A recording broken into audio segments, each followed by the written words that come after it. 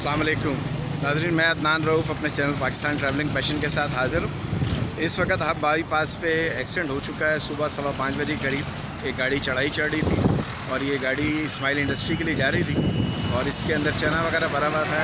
चढ़ाई नहीं चढ़ सकी, गाड़ी रिवर्स हुई और रिवर्स होने के बाद एक खाई में गिर गई। ये भी आपको दिखाते हैं इसके हिसाब से क्या होगा। अस्सलाम वालेकुम।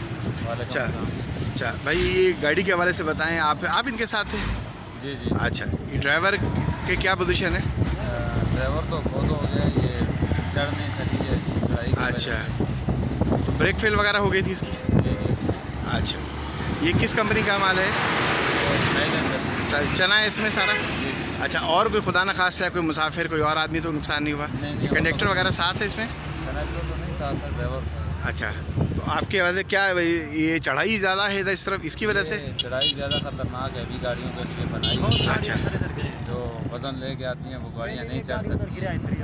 शहर वाला रास्ता है ना, मैं बंद किया हुआ है और अभी गाड़ियों को काफ़ी परेशानी का सामना करना पड़ता है। अच्छा, ये गाड़ी है नीचे और इस तरह सारा अभी भराई कर रहे हैं। गाड़ी मुकम्मल तबाह हो गई, ड्राइवर का इसमें इंतकाल हो गया है।